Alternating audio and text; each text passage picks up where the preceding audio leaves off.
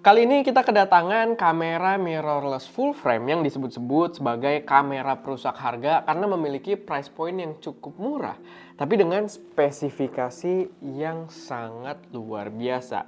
Kira-kira seperti apa impresinya? Apakah bener so worth it itu? Ikutin video ini sampai habis.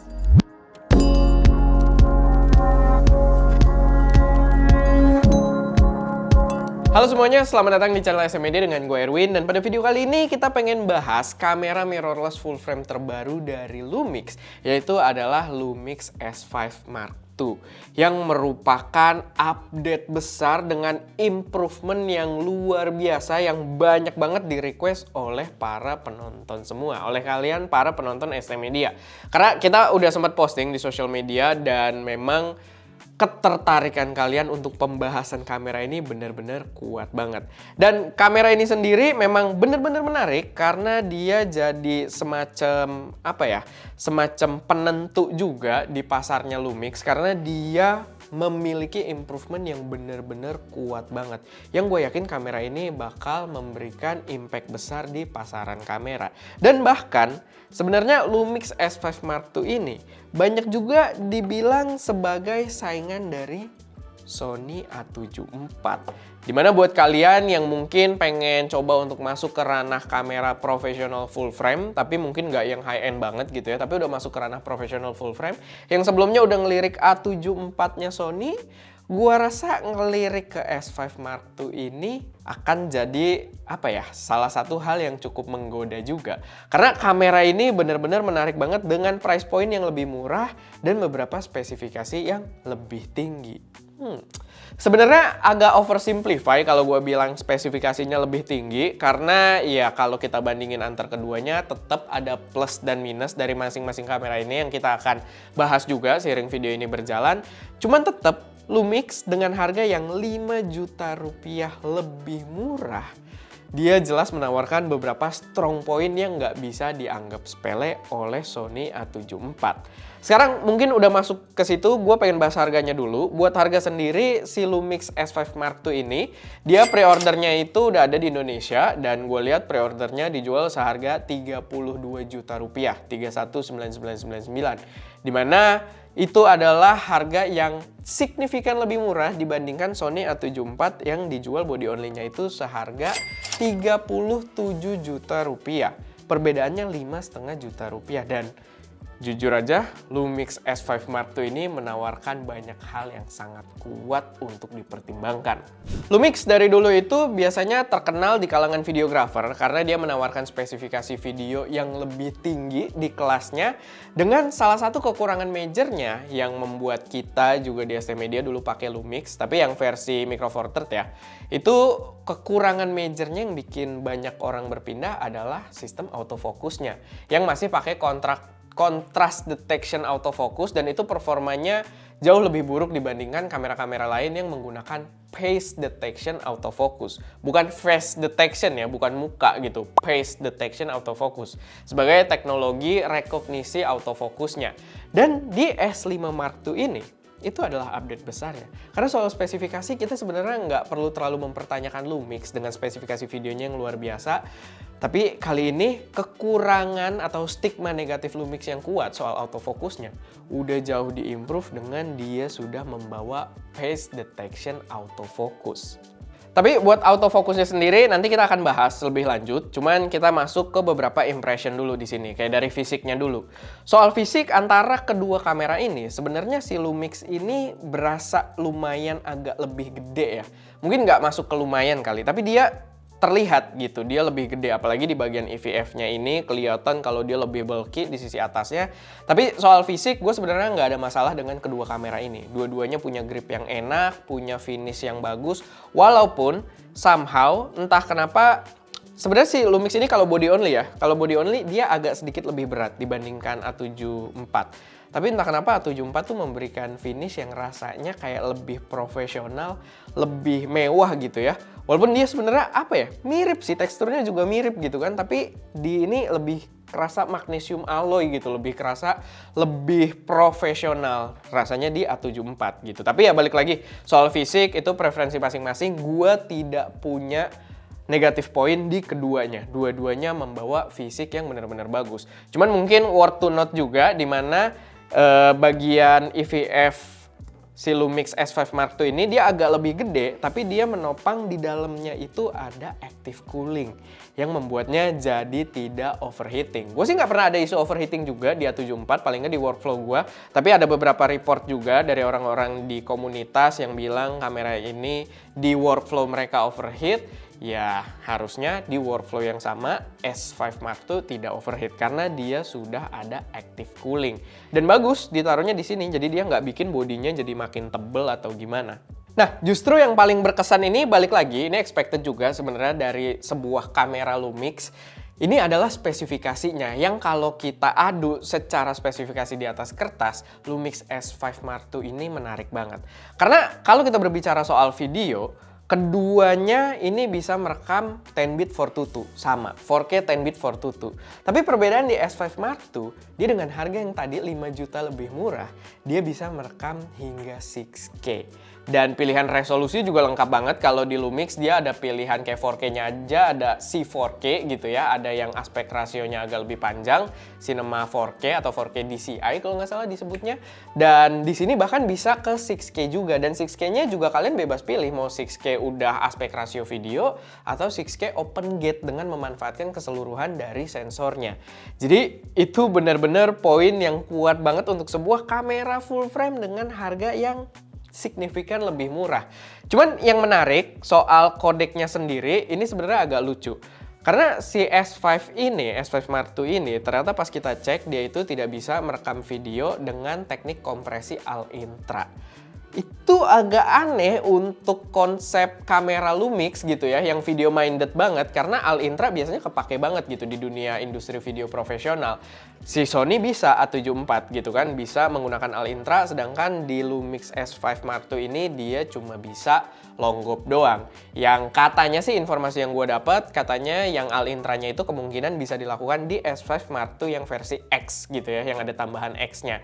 Jadi ya itu agak aneh, tapi ya balik lagi kalau membahas soal Al-Intra ini mungkin agak subjektif ke ranah-ranah yang workflow-nya memang memanfaatkan Al-Intra gitu ya, yang memang profesional banget. Balik lagi, gue tidak bilang ini plus atau minus, walaupun memang lebih condong ke minus, tapi di workflow gue nggak kepake juga Al-Intra gitu. Kamera gue bisa Al-Intra 10-bit 422, tapi ya so far untuk workflow ST yang masih cukup biasa gitu kan, nggak terlalu profesional banget, ya kita masih pakai longgop dan itu udah sangat cukup. Dan buat kalian yang workflow-nya masih pakai longgop atau kalian nggak terlalu mikirin soal kompresi juga, harusnya ini nggak ada masalah gitu. Cuman buat kalian yang biasa pakai Al-Intra biar editing mungkin lebih cepet, atau workflow editing dengan PH kalian atau bagian post processing kalian itu pakainya Al-Intra, ya mungkin itu bisa jadi satu isu tersendiri.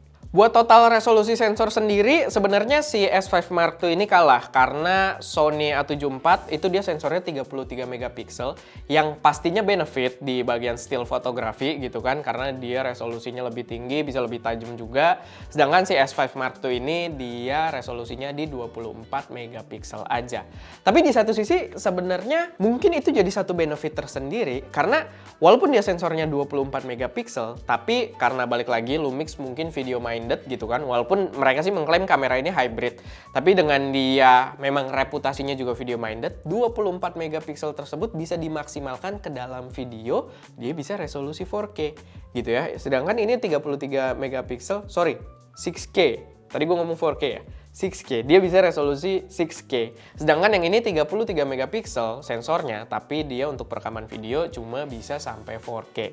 Jadi di situ ada sedikit perbedaan. Sama, ini opini gue sih, bukan opini lebih ke dari yang experience kita rasakan, kayaknya gitu ya, dari hipotesa mungkin.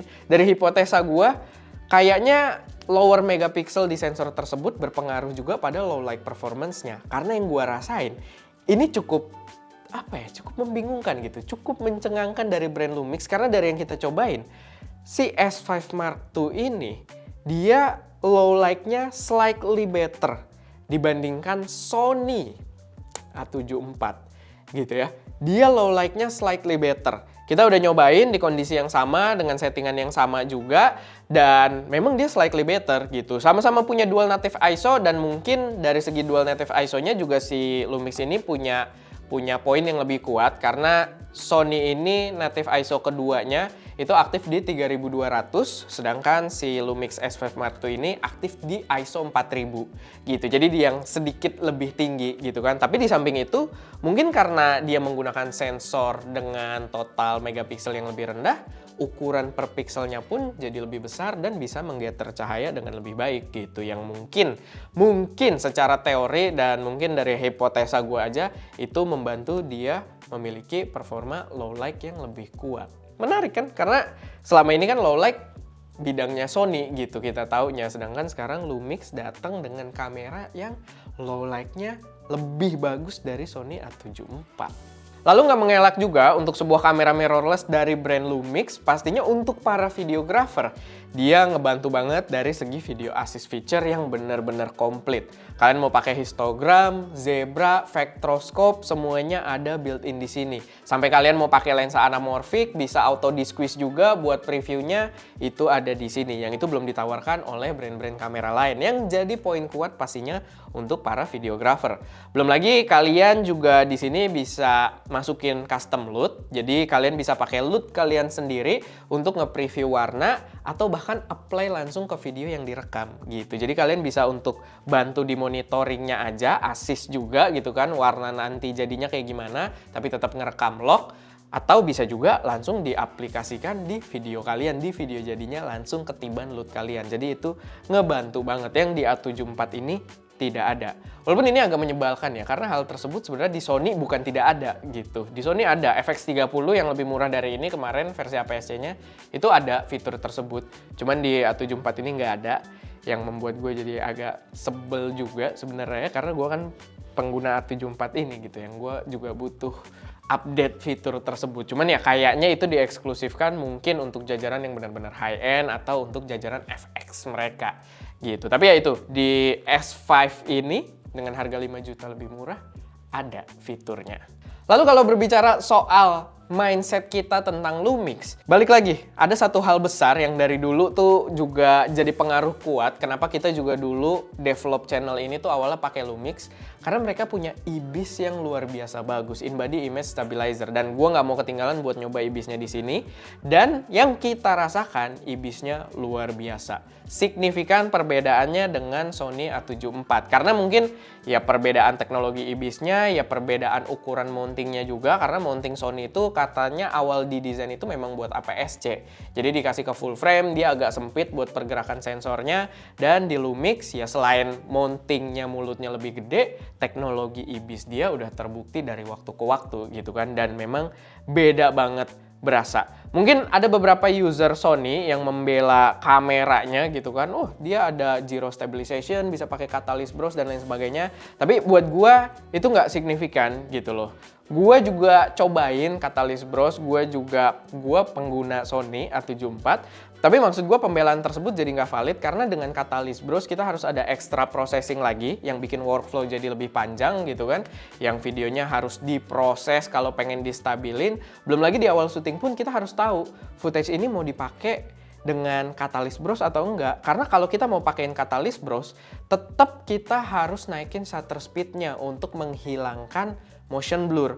Karena Catalyst Bros itu ya dengan gyro system itu hitung-hitungannya dia tetap proses digital menstabilkan videonya gitu. Nggak langsung dapat cahayanya tuh stabil gitu loh. Dapat cahaya tetap berantakan, cuma dia baca gyro, gambar kita digerak-gerakin, agak cropping dikit. Jadi kalau ada motion blur ya akan tetap kelihatan gitu. Kalau kita mau pakai Catalyst Bros, kita tetap harus tinggiin shutter speed-nya gitu. Nggak bisa mengacu pada hukum 180 derajat doang gitu. Sedangkan kalau di sini ya udah langsung IBIS, langsung jadi gambar yang ditangkap stabil, ya nggak ada motion blur juga gitu loh. Jadi itu perbedaan yang menurut gue cukup signifikan. Bukan hal yang jelek ya, Catalyst Bros. Gue juga dalam beberapa occasion kepake gitu kan. Apalagi kalau buat kayak kita dadakan syuting untuk social media doang, ya udahlah gitu. Pakai, footage-nya juga nggak terlalu banyak yang harus diproses. Cuman ya dia tetap tidak bisa diadu dengan sistem IBIS yang sebenarnya gitu. Jadi tetap ada poin kuat yang ditawarkan oleh Lumix ini, di mana IBIS-nya jauh lebih bagus dari Sony A74. Nah, sekarang balik lagi ke update paling pentingnya, yaitu adalah autofocus. Autofocus Lumix S5 Mark II ini, gue bisa bilang bener-bener improve jauh banget dibandingkan mindset gue soal Lumix sebelum-sebelumnya. Kalian pun banyak sebenarnya yang request kita bahas S5 Mark II gitu kan. Sorry, S5 yang pertama. Dan gue nggak pernah tertarik buat bahas. Walaupun spesifikasinya memang menarik gitu kan. Tapi gue udah terlalu masuk ke workflow autofocus banget gitu. Yang memang kalau di SM Media yang butuh produksi cepet, kepake banget gitu. Tapi begitu di S5 Mark II ini, spesifikasi tinggi semuanya sama gitu kan. Spesifikasi yang ditawarkan mantep. Tapi dengan tambahan autofocus udah pace detection. Itu adalah kuncinya. Dan experience yang kita pakai beneran jauh banget, beda banget, jauh lebih reliable dari Lumix sebelumnya. Dari apalagi Lumix Micro Four Third yang pernah kita pakai gitu kan, jauh banget. Tapi sayangnya memang belum di levelnya Sony gitu. Karena kita coba di beberapa kondisi, dan pada mayoritas kondisi kita membutuhkan autofocus untuk bisa diandalkan.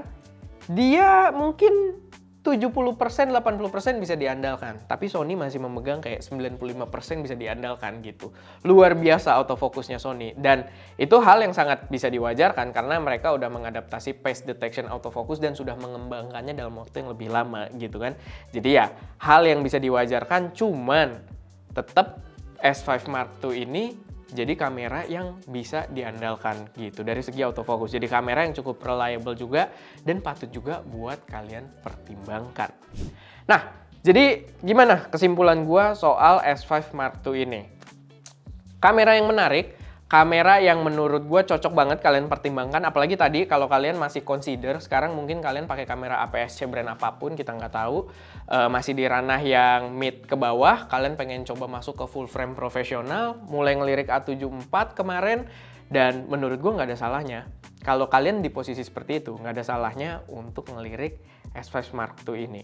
Karena ini benar-benar menarik banget. Belum lagi kalau kita berbicara ekosistem, nanti juga lensa-lensa Sigma yang available buat Sony gitu ya. Karena dia ada satu tim sama Sigma, sebenarnya L-mount Alliance nanti juga pasti akan hadir gitu ke jajarannya Lumix. Yang membuatnya jadi pilihan yang kuat juga. Dan memang lensa third party kalau kita berbicara untuk ekosistem kamera, so far yang reliable salah satunya ya Sigma gitu, yang kualitasnya cakep banget.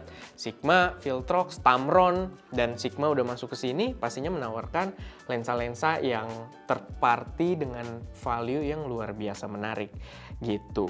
Lalu apakah gua akan berpindah dari A74 ke S5 Mark II ini? Jujur aja belum.